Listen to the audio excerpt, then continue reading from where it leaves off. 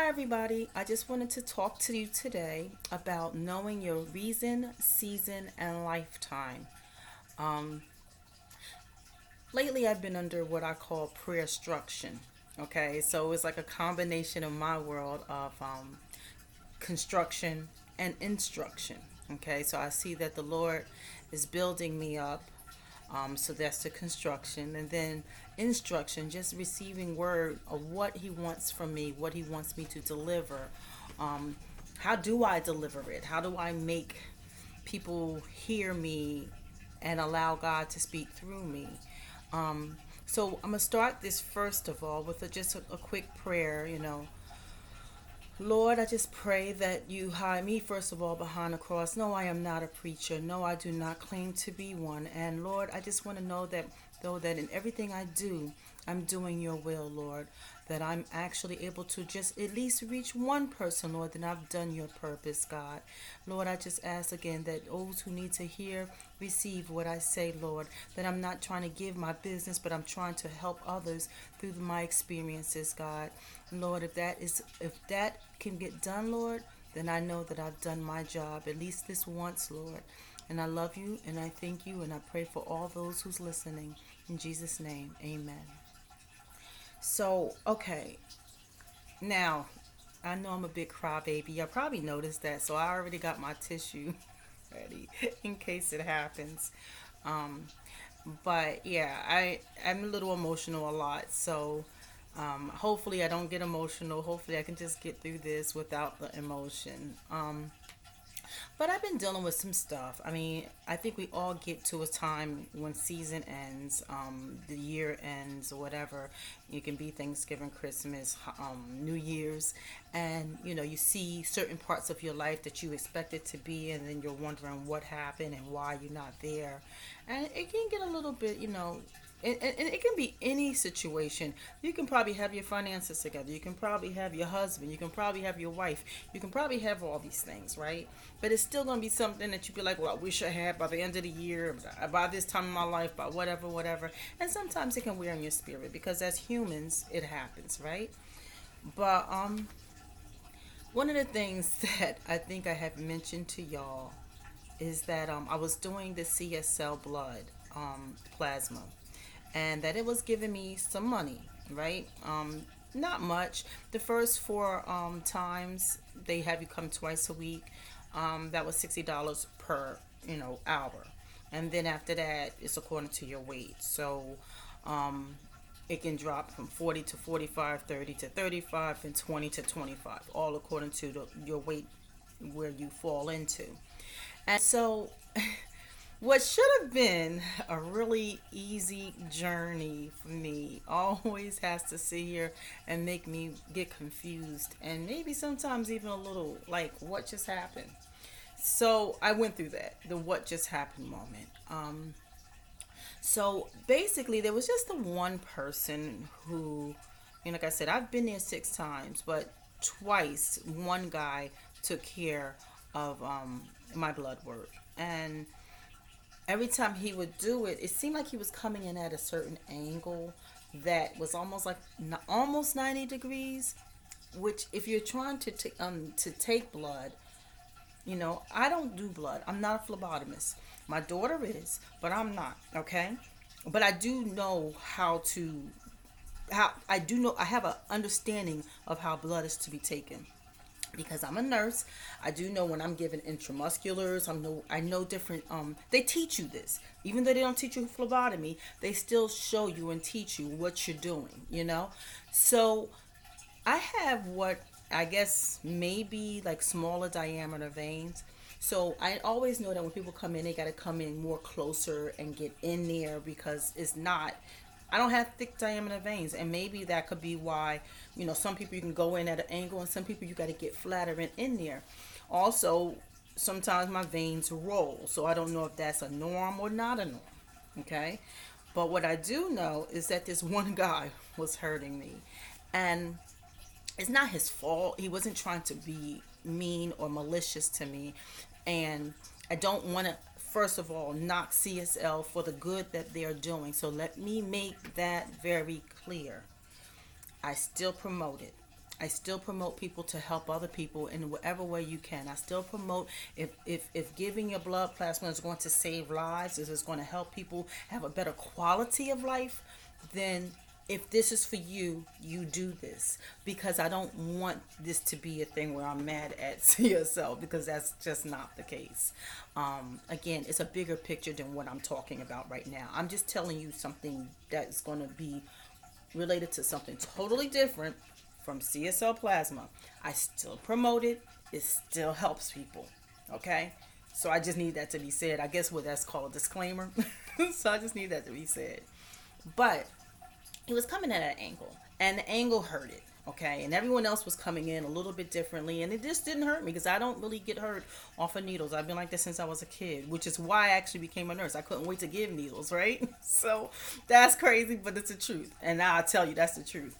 But I got called in when I went back for my second visit to the office. It felt like, what's going on? Now, when you're dealing with blood, the last thing you want somebody to do is to call you into the closed office, right? So now I'm like giving a lot of prayer. Lord, what is this? What is this, God? So I had to go in with a lot of prayer. So I guess in the scheme of things, everything could have gone down. This is a blessing, but it still hurt my feelings. Because the guy had did it, like I said, a certain way, he was the only one that had hurt me in that way. I told him to remove it. I said, remove it. It hurts. It's like he was digging in my bone. It was like causing pain. And I'm like, what? It's like he was going through the vein. And everybody was going in the vein. And I know the difference. I mean, I can feel it, So I just, asked him to remove it the first time. And that one really hurt it. And so we had to do it on the other side. Well, the next time he did it, we wind up still having to stop and then redo it on the other side. Because he just, for my veins, it didn't work with him. Okay, now he probably is really good at other people's veins, but for me, it just didn't work. And somehow, like I said, my next visit, I got called into the room, and I didn't understand what was going on. And then finally, the man came in, and I think part of it was the approach, and part of it was that the fact that I am trying to, and yeah, it wasn't a lot of money, but it was helping with my gas, and it was keeping me out of my own account. So it was helpful. But I guess these are not, these veins are not to be, what is it? It's not a job. So I was making something a job. That shouldn't have been a job. We don't mess with our veins on a consistent basis. I actually got now a little, and I definitely don't want no little keloids or dots or anything that's going to be looking like I'm doing extra that I'm not doing. So yeah, I guess that's not too cool. I don't know if it can be seen or not, but yeah, I don't know if you can see the little dots or whatever right there. But yeah, it's not so cool to be having anything that's going to leave marks anyway. But I did it because, like I said, it was helpful.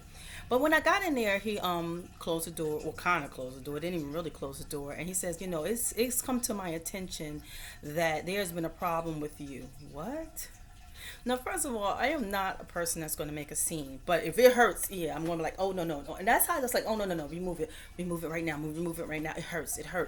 I have a right to say that. Like, if I'm in pain, I have a right to say that. And then, like, the next time he did it, I sat here and I told him, I said, listen, it seems like when you do this, you're going in. You're hurting me. I said, no one else is hurting me. I said, I don't understand what's going on, but it's like, this is upsetting because it's hurting when you do it. I said, why don't you come down a little bit and then in? I said, you're coming in like this, and that just doesn't seem right because it's hurting me. No one else is doing that. So, he went in the other arm, like I said, and did it. So that's what I was getting called in the office for. So, in that process, the guy decides that, he says, well, what are you doing? I explained to him that I was a nurse. And he says, well, would you want someone to tell you how to do your job? Huh? My thing is, if you're hurting somebody as a nurse or any other way, they should tell you that it hurts. If you're hurting their feelings, they should tell you that it hurts. Okay? If you're coming at somebody in any type of way that is uncomfortable, I will hope that someone feels that they can tell you that it hurts. So, and I said, well, first of all, as a nurse, I've never hurt any of my patients, but if I do, Lord, let them come and tell me that it hurts. And I said, the one of your things that you make very clear here is that the minute something doesn't feel comfortable, say something. So I said something. I didn't try to make this mean. I wasn't trying to get him fired. I didn't even mention it afterwards. I didn't go to the office. I didn't do anything extra to cause this person any issues. I just know with my veins in this guy, it doesn't work. He doesn't know how my veins work, right? That doesn't mean he doesn't know how to do his job. That doesn't mean anything. He just doesn't know how my veins work. Or maybe it could be me. And so me and the guy was having this conversation, and I told him, because he started coming at me, talking about, you won't want to. I said, wait, hold up. I'm starting to feel attacked. And I said, I shouldn't feel attacked for speaking up, that I'm hurting and he has to remove the needle. And I said, that's all I've really said to him, is that remove it. Yes, but when you're doing that, you're making a scene. What? So now that's an issue, because I'm like, well, and again, I don't want people to feel like they can't use CSL. You might not even have that experience, and you might go to a different place where they just a little bit more bedside manner. Okay, so obviously, the director in Clifton is just, he started telling me about his military experience and this, that, and the other. And see, that has nothing to do with my veins. You know what I'm saying? I don't care about your experiences. We're talking about my veins. We're talking about, give me some information that makes me understand why you need to call me into this office. Not because you think that I was ignorant, which I wasn't. And I kind of spoke to some of the people, and I said, I guess this is my last time, because how he made it seem. He says, I'm gonna let you go in today, but I'll determine whether you come back or not. What? Why do I feel like I'm being fired from giving blood plasma? And that's how I took it. And then it made my spirit feel down, because I said, Lord, here it is. I'm thinking I'm doing something good and making money from it. Somebody else was trying to tell me about TKO or TKL or something like that. And that's fine. I don't really need it to be running out there and getting that type, having people experiment on me. What I did like is the fact of this avenue, and that it was helping people. I do the Uber Eats. I am a nurse. I am making enough money, and I'm not hurting, but it was helpful, and I guess why I overdid it. So I think when the Lord is, okay, so knowing your reason, season, and lifetime. Knowing your reason, season, and lifetime is when the Lord is saying, this was just for a particular reason. This is not for you to do this every two times a week, every week, for however long you think you're going to do it. This is not a job. For some, maybe that's the only income that they're able to get. But for me, maybe I was being greedy. And I think that sometimes God gives us that, I gotta shock you into stopping, because now I get insulted quickly, and I guess I get my feelings hurt real quick. So, it's maybe he had to shock me into stopping, because I'm like, why are these people pulling me in? And I feel like he was being disrespectful, saying no one telling you how to do it. What? How is this? So I tried to explain to him. I said, well, listen, are you saying, because he said something happened to your veins and this, that, and the other, and you're not going to sue us? And I'm like, what? I said, so what you're saying hypothetically is that maybe my veins could be the issue. And I said, because I didn't really have the issue with other people. It's only when he do it, but I don't want to have any issues. I didn't say anything. I didn't say nothing like that. I said, no, I said hypothetically. I never said that. I said, okay, let me not use hypothetically. The possibilities are there. I don't have any ultrasound here. I don't know. I said, oh my God. When you're dealing with pushback, know to listen to God. So when I first walked in and I saw I couldn't sign in, that was probably my first sign. My second sign is when I got into the office and he started speaking to me that way. Then they told me I can go ahead and give the blood, but I had to go back and still do the work to, the little kiosk to get in, right? So I did that, and now it gave another issue. And now it's because the system was down. So now she has to go over here, fix the system, and then she told me to restart. So I restarted. And so then I restarted, and then somehow something happened again. She had to do it again. I'm not listening to God. God is telling me when it's time and when it's not time to do this, right? So here it is. I'm like, okay, if this happens again, but this time I got through. I went over there, they did the little physical, they did the blood work and all that type of stuff. They sent me to the back. And they sent me to the back. I sat down. Everything started well. They let another guy do it. He did it perfectly fine. Did not even feel him. And he had to go in. He says, "I gotta find your vein. Your vein is rolling." Again, I don't have a problem with you poking in there. I have a problem with you sticking it in there wrong, right? So he says, "I'm so sorry. I'm so sorry." I said, "You're not doing anything." I said, "I don't even feel what you're doing." Because I really can take needles. I promise you. But he says it. So he got it in there. It started. The machine started, and it got the first bit of plasma because it starts like it's like 4 times it has to go for some reason. It's like a little container like this, and about a quarter of it went in, and then we had to do like 3 more. So because they have to put back in your blood cells, put back in your red blood cells and everything. They only need the plasma. So with that being said, it stopped after the first quarter of plasma, and then they had to come over and they had to like do some adjustments, and then they had to readjust the needle. And now I'm like thinking, fourth thing, the Lord is trying to tell me something. Now if this is not a serene journey, then it is not my journey. You know what I'm saying?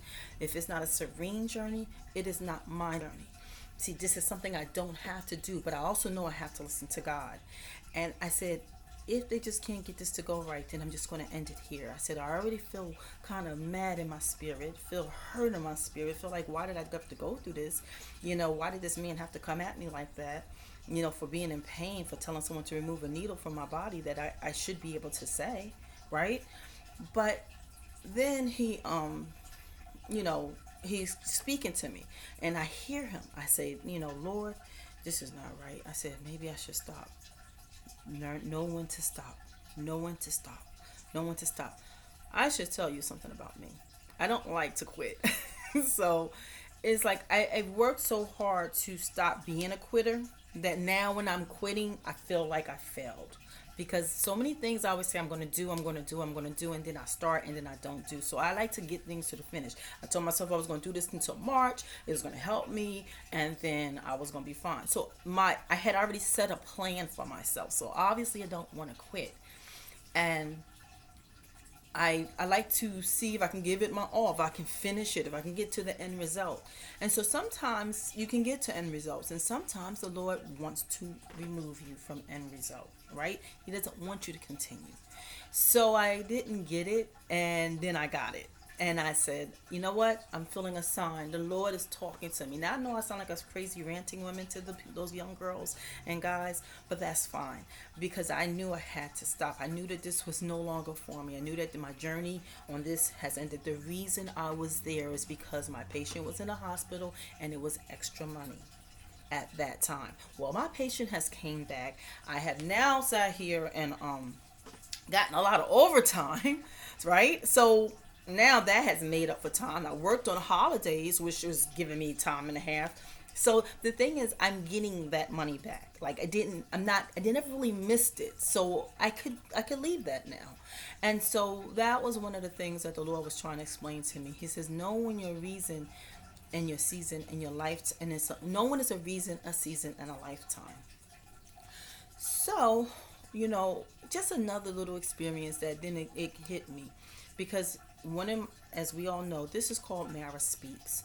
And Mara Speaks is about how my spirit can get bitter because of things that has happened to my life. And I just, I'm working through that. And every time I think I'm, past that and I'm able to move on, the Lord shows me where I need work. And so this little thing showed me that I need work in knowing when to let go.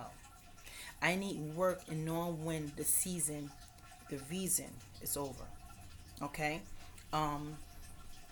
So I'm going to work on that. One of the things I had experienced when me and my ex had ended, or our relationship had abruptly had to end, was because I didn't know when to pull. Well, I did. I didn't know when to pull back. I didn't know when to listen to God. And that's probably the point of this thing, knowing when to listen to God. In that morning of that day that my relationship ended, I was laying down in my bed, and about seven something in the morning, something woke me up and said, "Go to the gym, get up and go work out." And I'm like, "Oh yeah, I should get up and go work out." But I didn't. I said, "Well, I really want to speak to Clarence." Well, I don't want to say the guy's name, but I really want to speak to my ex, um, which at the time really wasn't my ex. I want to try to see if this can work out. I just want to see if there's something I can do to savor this relationship. If there's something I can do to get him to get the help he needed, because I think I might have mentioned we were dealing with drugs. Not me, but he was dealing with drugs. Like his that was a vice for him, and so you know, I wanted to still help him. I still wanted to work things out. I still wanted to see if maybe I can do something that will support him and know that I'm here for him, even though this is like feeling like the very, very end. Um, so didn't go to the gym. I didn't hear God's voice, and I didn't listen. I heard it. I didn't listen to God's voice, and I wound up waiting for him to come home because I don't know, he was out all night and I don't know what he was doing out there, and I just wanted to give it one more shot, but no one to hear God's voice, right? So I tried to give it the one more shot, and he just was pushing me hard, hard, hard away. Well, the situation at hand that he was in was pushing me hard, hard, hard away, because I'll never sit here, and everybody knows I do not talk down on my ex. When he was good, he was good. When everything was fine, he was a good man, a God fearing man, a praying man that had a vice. And so I'll never ever talk down. I don't know if he does it about me, and that's fine. I will never do it because that's not who I met, and I guess that's the person I was trying to get back. Know when your reason and your season is over. My season, my 8-year season with this man was over, and the Lord had told me to get up and go to the gym. But I did not get up and go to the gym. Had I got up and gone to the gym, I wouldn't have wound up in jail that day. Okay? Because when I was talking to him and I couldn't penetrate, then I told him he had to go. I started throwing all his clothes down the stairs. He called the police. He told him I hit him. I'm like, what? And then whatever that woman thought, he convinced her. Even though the other two men told him, "Listen, that's not what she said happened." And it was so crazy. But I guess I was just so tired and through, and I didn't listen to God. So I just like whatever, whatever. Just get him out my house. Get him out my house because they wanted to arrest me. Because when you hit somebody in New Jersey, even if you didn't, you have to go to 24 hours 48 hours in jail. You have to do 48 hours automatic until let the judge be decide whether you did this or not. It's not, the police can make a decision. They said you hit them, that's that. So know that, okay? You don't even have to be in the vicinity, but they can't tell that you were in the vicinity. So if someone calls and says somebody hit me, it's a horrible situation to be in. But a lot of and when I got to the jail, a lot of people were saying that, wow, this new because it was new. This had just went in January, and I had went to jail in February. So they said everybody's coming to jail. It's like so many people are getting records now. Well, obviously I didn't get the record; it got expunged. But at the same time, it was still a bad experience because I didn't listen to God. And so I think the Lord is speaking to me. No one to listen to me. Yeah, I've gotten past knowing when not to stress. I've worked past that. I didn't let the financial situation stress me. It's like, it is what it is. I'm gonna do what I gotta do, right? But I don't know when my season ends. I don't know when my reason ends. I don't. I gotta learn to decipher a lifetime to those two other issues. When to let go and when to keep it moving, right? So I know that in this situation, God is speaking to me, and hopefully, something that I'm saying is speaking to you. That we have to learn when to listen to God and know when to keep it moving and know when to, um, you know, knowing when to not like let go and knowing when to keep going.